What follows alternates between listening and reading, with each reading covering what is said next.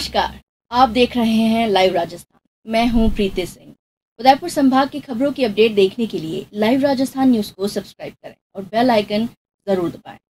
खबरों का सिलसिला शुरू करने से पहले नजर डालते हैं आज की हेडलाइन।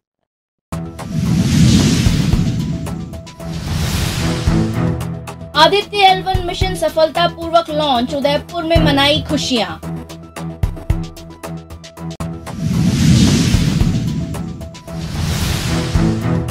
दस आरोपियों में से 7 लोग गिरफ्तार, भाजपा कार्यकर्ताओं ने सीएम को दिखाए काले झंडे।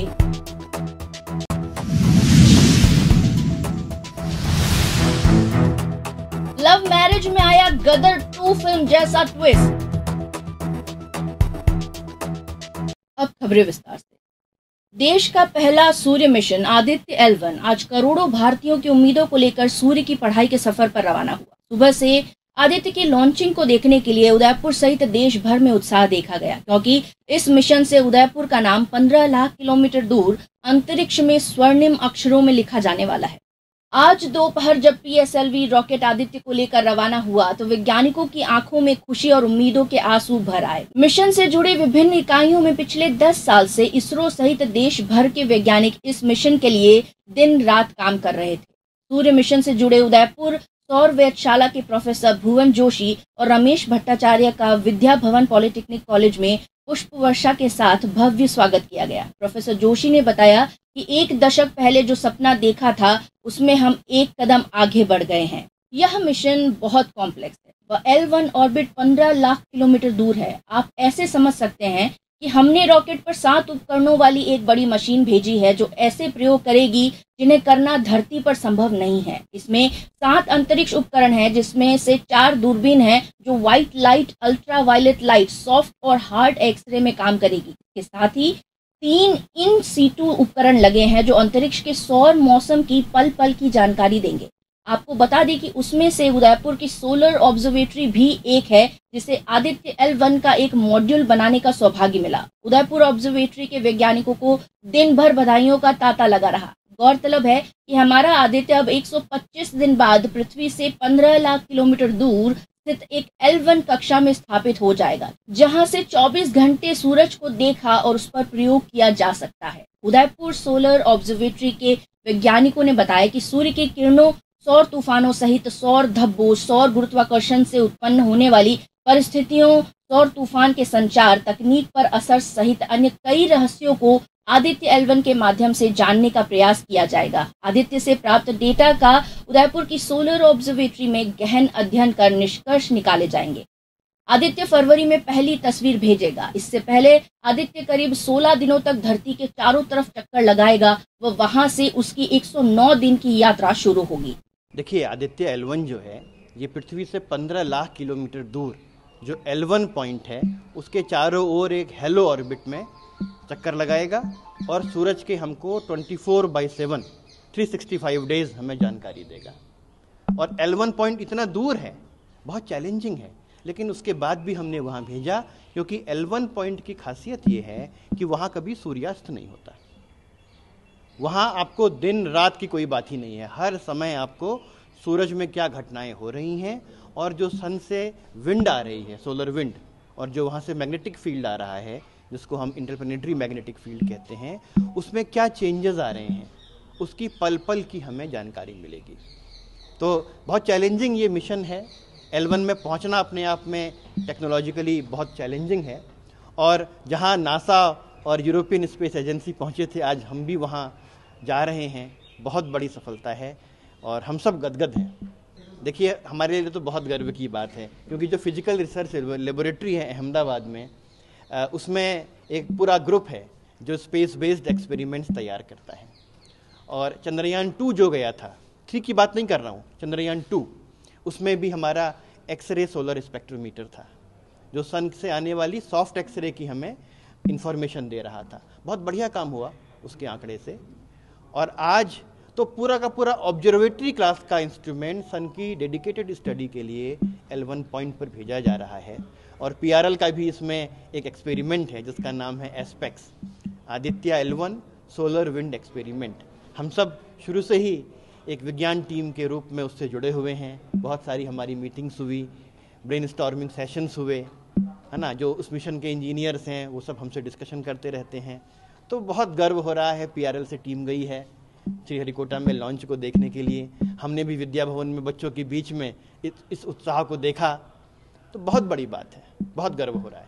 इसमें अपना उदयपुर सौर वैधशाला जो है वो फिज़िकल रिसर्च लेबोरेटरी का एक पार्ट है, और फिज़िकल रिसर्च लेबोरेटरी के साथ साथ उदयपुर सोलर ऑब्जर्वेटरी के वैज्ञानिकों ने भी उनके साथ वहाँ पे जो टीम है अपना, उनके साथ एक ही साथ सहयोग में एक एस्पेक्स इंस्ट्रूमेंट डेवलप किया, जिनका काम है सूरज से जो चार्ज पार्टिकल धरती की तरफ आ रही है उनका अध्ययन करना। तो इसके लिए बहुत सारे काम करना पड़ता है। पहले तो एक साइंस गोल डिफाइन करना पड़ता है कि कौन सा साइंस एरिया में हम लोग काम करेंगे। दूसरा, उस साइंस गोल को अचीव करने के लिए कैसा इंस्ट्रूमेंट हम लोगों को चाहिए, और आगे जो डेटा होगा वो कैसा होगा। मतलब वो डेटा तो वहाँ पे जो आपको करना है, जो कि लोग जो विज्ञानी है उसको यूज़ कर सके, उसको डेटा पाइपलाइन बोलते हैं। इसमें भी हम लोगों का हम लोगों का पार्टिसिपेशन रहा।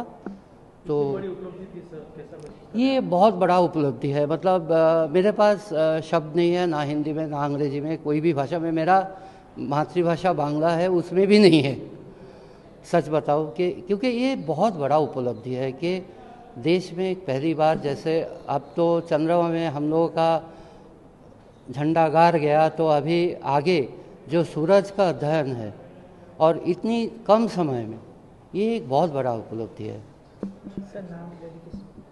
मेरा नाम रमित भट्टाचार्य है, मैं उदयपुर सौर वैधशाला में काम करता हूँ। लॉन्चिंग इसे फर्स्ट टाइम देखी तो अच्छा भी लगा, क्योंकि ऐसा कभी देखा नहीं है। और एक क्वेश्चन भी बनता है कि है ना, आदित्य L1 कब लॉन्च हुआ, उसकी टाइमिंग क्या है, वो भी एक्सपीरियंस, मतलब एक जनरल क्वेश्चन बना है।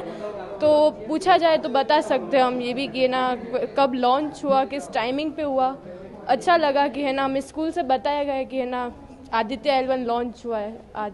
लॉन्चिंग बहुत अच्छी लगी। फर्स्ट टाइम हमने देखा हमारे स्कूल में आदित्य L1 जो था, फर्स्ट टाइम देखा। और इसकी जो लॉन्चिंग टाइम वगैरह सब था, तो हमने स्कूल में सबने मिल के देखा सबके साथ में, तो ज़्यादा अच्छा लगा। प्रतापगढ़ जिले के धरियावाद में एक महिला को निर्वस्त्र कर घुमाने की 21 अगस्त की घटना का वीडियो कल जब वायरल हुआ तो हंगामा मच गया, जो आज भी जारी रहा। आज मुख्यमंत्री अशोक गहलोत धरियावाद स्थित गेस्ट हाउस में पीड़िता और उसके माता पिता से मिले और पीड़िता को सरकारी नौकरी, 10 लाख रुपए का मुआवजा देने की घोषणा की। मुख्यमंत्री गहलोत ने कहा कि सभ्य समाज में इस तरह के अपराधियों की कोई जगह नहीं है। गहलोत ने कहा कि बीजेपी इस घटना की मणिपुर की घटना से तुलना कर आरोपियों की मदद कर रही है, केस की गंभीरता को कम कर रहे हैं। जिन्होंने अपराध किया है उनके हौसले बुलंद कर रहे हैं कि ये सब होता रहता है, ये उनकी मंशा है। धरियावाद में गेस्ट हाउस पहुंचने से पहले भाजपा कार्यकर्ताओं ने सीएम को काले झंडे दिखाए और नारेबाजी की। इधर महिला ने देर रात पुलिस में शिकायत की। इसके बाद FIR दर्ज की गई, जिसमें 10 लोगों को नामजद कर, जिनमें से पुलिस ने अब तक 7 लोगों को गिरफ्तार किया है। राष्ट्रीय महिला आयोग ने जांच के लिए कमेटी गठित की है और 5 दिन में रिपोर्ट मांगी है। सीएम के आदेश पर रात को DADG क्राइम दिनेश MN को मौके पर भेजा गया था। इससे पहले शुक्रवार रात को पुलिस कार्रवाई की खबर लगते ही आरोपी जंगल की तरफ भाग गए, जिनका पीछा कर पुलिस ने पकड़ा। इनके पैरों में चोटें आई है। बाकी आरोपियों की गिरफ्तारी के लिए पुलिस की 6 टीमें गठित की गई है। पुलिस के अनुसार महिला का विवाह 1 साल पहले ही हुआ था। शादी के 6 महीने बाद महिला पड़ोस के गांव उपला कोटा के एक युवक के साथ चली गई थी। 30 अगस्त को जब युवक के साथ वापस लौटी तो ससुराल वाले उसे जबरन अपने गांव पाड़ा से लाए और पति ने गांव वालों के सामने ही कपड़े उतारे और निर्वस्त्र कर घुमाया। महिला 6 महीने की गर्भवती भी है। बहुत दुखद घटना हुई है। आप लोगों ने देखा होगा, रात को जैसे मालूम पड़ा वीडियो से, तो मैं समझता हूँ जिससे देखा होगा और आप सोच सकते हो उसको, उस पर क्या बीतती होगी दिल के दिमाग के अंदर, क्या क्या घटना हो जाती है समाज के अंदर। तो बहुत दुखद घटना थी और इसलिए रात को ही DG साहब ने भेज दिया, AD साहब क्राइम को रवाना कर दिया। SP साहब चले गए इमीडिएटली खुद मौके पर।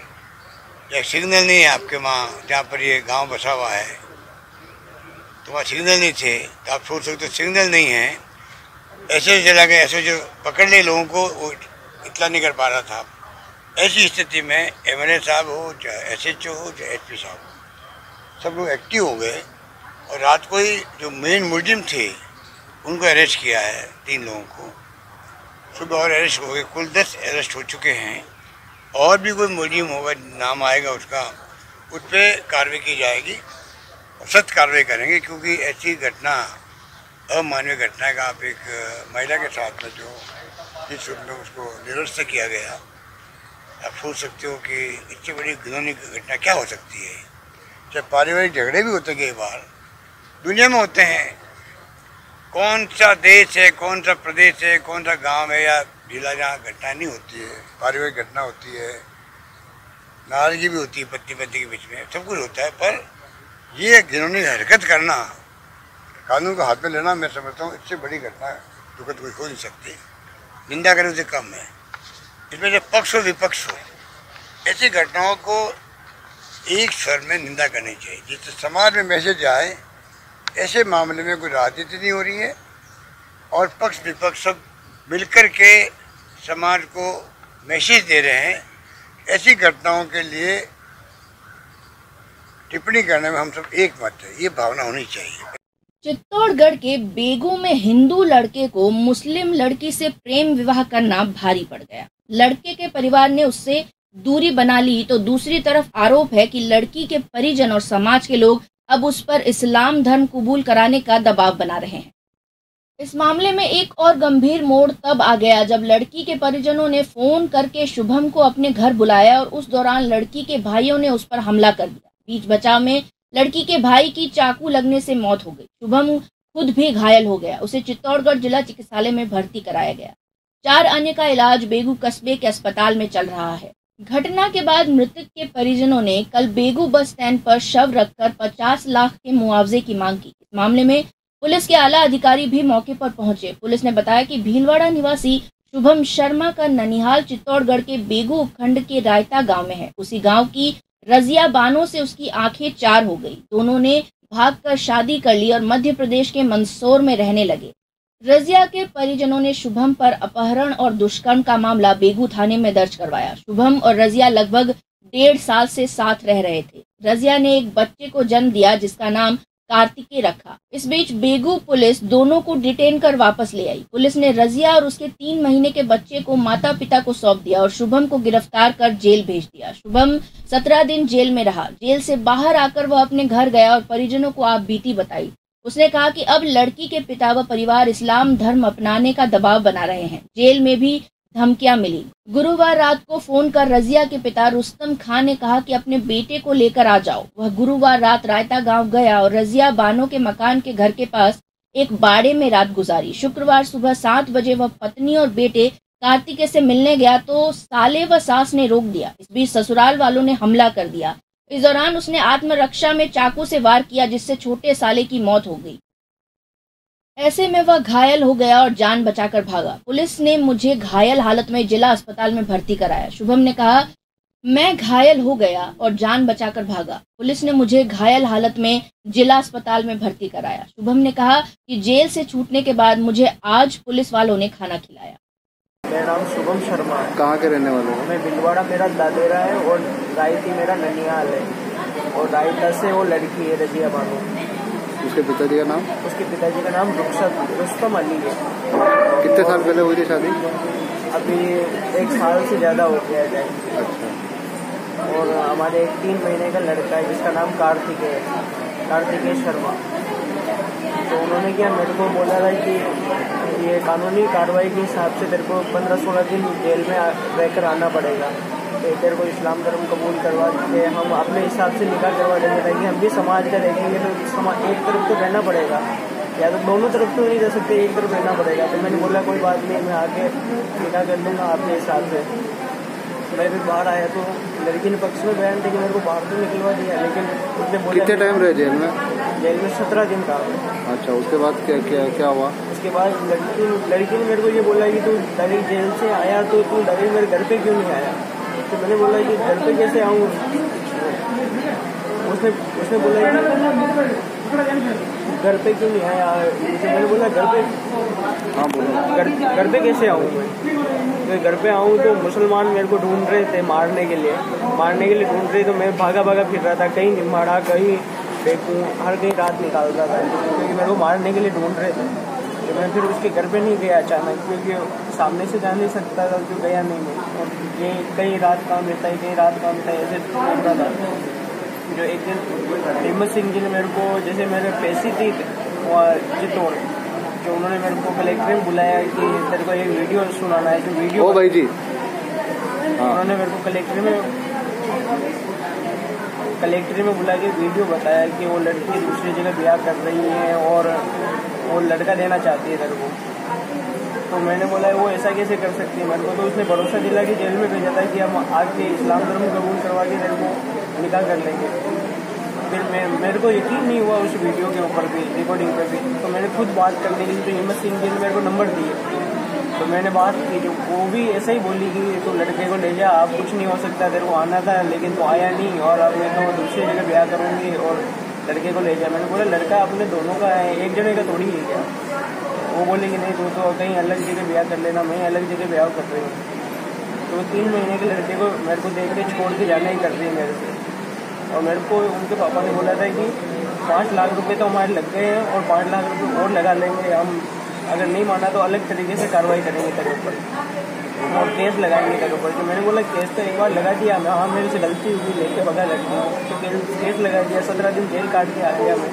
अब कौन सा केस लगाऊँ? मैं बोला कि हम तो कुछ भी करते हैं, हमारे भले घर जमीन सब बच जाए लेकिन हम केस वापस लगाएंगे तेरे ऊपर और अलग तरीके से कार्रवाई करेंगे। हम मारना चाहते हैं तेरे को तो पहले ही मार देते, लेकिन अगर अब तू लड़के को लेके नहीं गया तो हम कार्रवाई करेंगे। उदयपुर की कृषि उपज मंडी के लोडिंग ऑटो यूनियन के चुनाव में आज राजू मालविया को निर्विरोध अध्यक्ष घोषित किया गया। यूनियन ने सर्वसम्मति से यह निर्णय किया। इस अवसर पर मालवीय तथा यूनियन के सदस्यों ने बताया कि प्रमुख मुद्दा सवारी ऑटो के मंडी परिसर में प्रवेश का है, जिसकी वजह से यूनियन से जुड़े लोडिंग ऑटो चालकों की रोजी रोटी पर असर हो रहा है। इस पर तत्काल रोक लगाई जानी चाहिए। उन्होंने व्यापारियों से भी आह्वान किया कि वे यूनियन से जुड़े ऑटो चालकों की ही सेवा ले, ताकि माल की सुगम आवाजाही को लेकर कभी भी कोई संशय की स्थिति न हो। यूनियन की ओर से मंडी की सड़कें भी सुधारने की मांग की गई। कार्यक्रम के मुख्य अतिथि एडवोकेट राजेश सिंघवी ने बताया कि यूनियन सड़कों को ठीक कराने सहित अन्य मुद्दों पर काम करेगी। उन्होंने यूनियन से जुड़े सदस्यों की परेशानियों का भी जिक्र करते हुए कहा कि बाहरी लोग रोजगार छीन रहे हैं, उन पर भी कार्रवाई की जानी चाहिए। लोडिंग टेम्पो पिकअप ऑपरेटर्स एकता यूनियन सीटू से संबंध की जो कृषि उपज मंडी में ओकारेश्वर शाखा है, उसके आज लोडिंग टेम्पो यूनियन के चुनाव हुए, जिसमें सर्वसम्मति से राजू मालवीय को अध्यक्ष और लालूराम माली को सचिव चुना गया है। इसके साथ पूरी कार्यकारिणी का भी गठन किया गया। जैसा कि यूनियन का जो उद्देश्य है, यहाँ पर सबसे पहला तो जो आप रोड की हालत देखिए, पूरी रोडें टूटी हुई है। यहाँ पर जो यहाँ पे हमारे ऑटो चालक है उनको तो परेशानी है ही है, इसके अलावा उदयपुर से जो भी यहाँ पर आता है उसको जब तक उसकी कमर का सही इलाज नहीं हो जाए तब तक वो बाहर नहीं जा सकता है। तो पहला तो यही कि हम लोग मांग करेंगे कि इस तरह की समस्या का दूर करें। दूसरा जो यहाँ पर एक समस्या है कि जो सवारी ऑटो है वो भी आकर यहाँ जो लोडिंग का जो सामान होता है वो भी वो लेके चले जाते हैं, तो इनका जो रोज़गार है उस पर भी एक तरह से कुठाराघात होता है। तो ये भी बात करेंगे कि भाई जो यहाँ पर जो लोडिंग ऑटो है वही इसको मतलब अनाज ले सके, वो जो लोडिंग कर सके। तीसरी जो यहाँ पर कई जो हमारे लोडिंग ऑटो चालक है उनकी जो समस्याएं हैं, उनके जीवन से जुड़ी जो समस्याएं हैं और भी जो समस्या है, तो एक अच्छा माहौल बने, एक अच्छा वातावरण बने, एकता बने और एक रेट भी तय हो जाए यहाँ पर, जिससे इनका आर्थिक जो स्थिति है उसमें भी थोड़ा सा एक सुधार हो सके। उम्मीद करते हैं कि हमारे जो ये कार्यकारिणी चुनी गई है वो अपने इस दायित्व को निभाने के साथ समाज के प्रति भी जो दायित्व है उसका भी निर्वहन करेगी। निम्बाहेड़ा के कोतवाली और सदर थाना पुलिस ने अपराधियों के संदिग्ध ठिकानों पर दबिश देकर 17 संदिग्ध लोगों को गिरफ्तार किया। यह अभियान एसपी राजन दुष्यंत की ओर से चोरी, नकाबजनी, लूट से चालानशुदा और विभिन्न प्रकरणों में फरार वांछित उपयुक्तों की धरपकड़ के अभियान के तहत चलाया गया। टीम में अतिरिक्त पुलिस अधीक्षक चित्तौड़गढ़ बुगलाल मीणा, पुलिस उप अधीक्षक निम्बाहेड़ा वृत्त बेनी प्रसाद मीणा, थानाधिकारी राम सुमेर मीणा, थानाधिकारी सदर वीरेंद्र सिंह सहित जाब्ता शामिल था। राजस्थान एम्बुलेंस कर्मचारी संघ की ओर से पूरे प्रदेश के साथ ही चित्तौड़गढ़ जिले में भी 108 और 104 एम्बुलेंस कर्मचारी की हड़ताल बीती रात से शुरू हो गई। इसके चलते जिले में 40 एम्बुलेंस के चक्के जाम हो गए। अपनी मांगों को लेकर जिले से 100 से अधिक कर्मचारी हड़ताल पर उतर गए। एम्बुलेंस कर्मचारी की हड़ताल से मरीजों को भारी परेशानियों का सामना करना पड़ रहा है। एम्बुलेंस संघ के जिला अध्यक्ष वीरेंद्र कुमार विजयवर्गीय ने बताया कि उनकी प्रमुख मांगों में वेतन विसंगति दूर करने, ओवर टाइम का भुगतान करने के साथ ही एम्बुलेंस कर्मचारियों से 12 घंटे की ड्यूटी करवाने के बदले केवल 8 घंटे का भुगतान देने की विसंगति को दूर करना आदि है। मुख्यमंत्री अशोक गहलोत भीलवाड़ा के उद्योगपति संगम उद्योग समूह के डायरेक्टर रामपाल सोनी के निजी आवास पहुंचे। इस दौरान राजस्व मंत्री रामलाल जाट, बीज निगम अध्यक्ष धीरज गुजर, सहाड़ा विधायक गायत्री त्रिवेदी, जिला कलेक्टर आशीष मोदी, जिला पुलिस अधीक्षक Adarsh Sidhu, Rajasthan textile mills association अध्यक्ष डॉक्टर MN मोदानी, सोनी परिवार मौजूद रहे। भीलवाड़ा के 1 दर्जन से अधिक उद्योगपति और पदाधिकारी भी मौजूद थे। सूत्रों के अनुसार इस दौरान सीएम ने उद्योगपतियों से चर्चा की, जिसमें उद्योगपतियों ने कहा कि इंडस्ट्री के लिए पावर कट की समस्या ज्यादा आ रही है। मुख्यमंत्री ने इसके निराकरण का आश्वासन दिया। उन्होंने विजन 2030 के लिए सहयोग मांगा। इसी के साथ अब वक्त पूरा होता है खबरों का। बने रहिए हमारे साथ। नमस्कार।